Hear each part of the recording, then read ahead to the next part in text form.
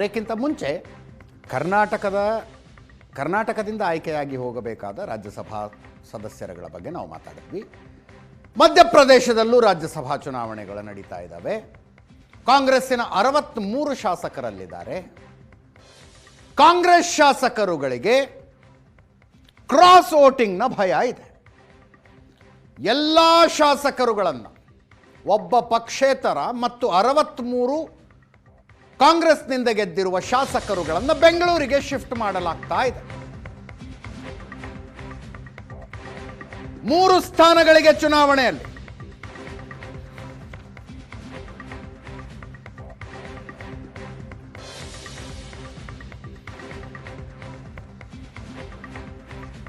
ಮೂರನೆಯ ಅಭ್ಯರ್ಥಿಯನ್ನ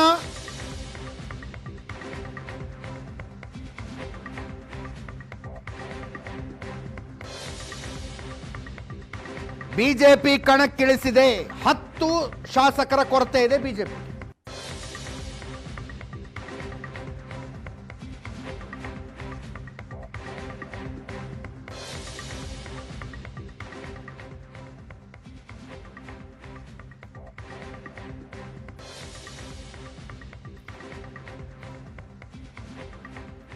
ಶಾಸಕರುಗಳು ಒಂದೇ ಫ್ಲೈಟ್ನಲ್ಲಿ ಬೆಂಗಳೂರಿಗೆ ಬಂದಿಳಿತಾರೆ. ಅಲ್ಲಿಂದ ಬಸ್ ಮೂಲಕ ಅವರನ್ನ ವಂಡರ್ಲಾ ರೆಸಾರ್ಟಿಗೆ ಕರ್ಕೊಂಡು ಹೋಗಲಾಗುತ್ತೆ. ವಂಡರ್ಲಾ ರೆಸಾರ್ಟ್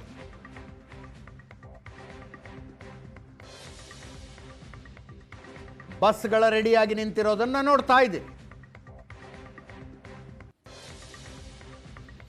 60 ರೂಮ್ ಬುಕ್ ಮಾಡಲಾಗಿದೆ ವಂಡರ್ಲಾ ರೆಸಾರ್ಟ್ನಲ್ಲಿ. ಮುಖ್ಯಮಂತ್ರಿ ಡಿ.ಕೆ. ಶಿವಕುಮಾರರಿಗೆ ಜವಾಬ್ದಾರಿ ವಹಿಸಲಾಗಿದೆ.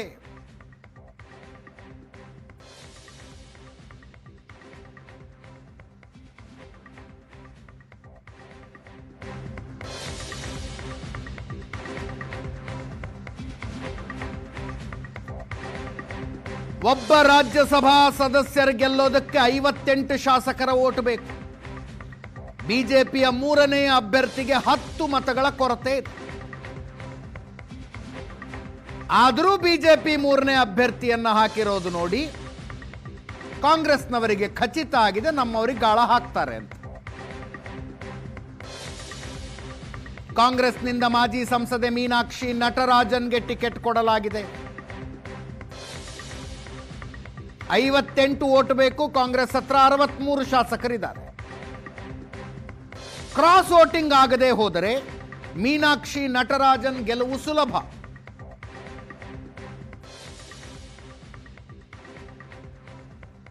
ಅಡ್ಡ ಮತದಾನ, ಕ್ರಾಸ್ ವೋಟಿಂಗ್ ಆಗಬಾರದು ಅಂತ ಶಾಸಕರುಗಳನ್ನ ಬೆಂಗಳೂರಿಗೆ ಶಿಫ್ಟ್ ಮಾಡುತ್ತಾ ಇದ್ದಾರೆ. ಇಲ್ಲಿ ಕಾಂಗ್ರೆಸ್ ಸರ್ಕಾರ ಇದೆ ಅನ್ನೋ ಕಾರಣ.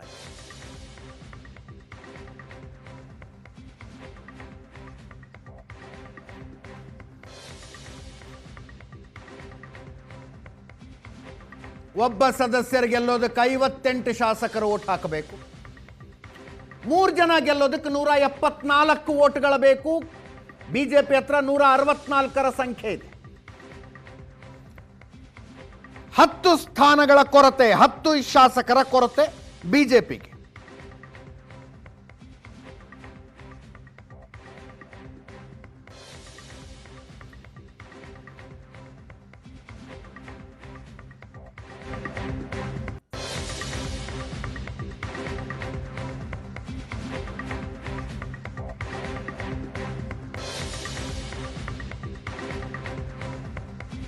ಮಾಗಡಿ ಶಾಸಕ ಬಾಲಕೃಷ್ಣ ಅವರ ಹೇಳಿಕೆ ಕೊಟ್ಟಿದ್ದಾರೆ.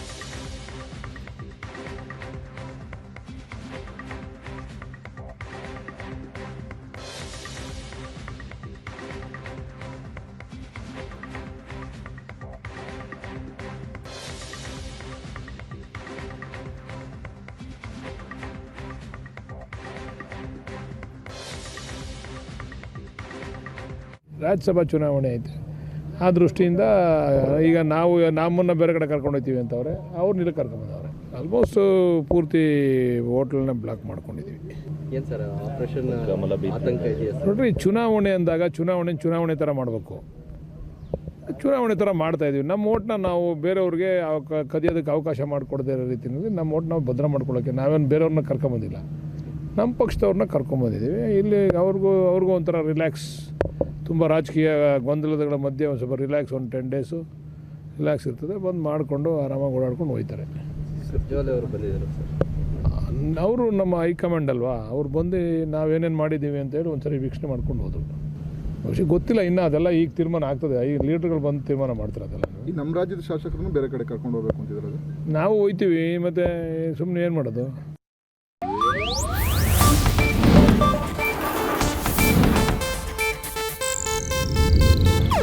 ಇದು ಏಷ್ಯಾನೆಟ್ ನ್ಯೂಸ್ ನೆಟ್ವರ್ಕ್ ಪ್ರಸ್ತುತಿ.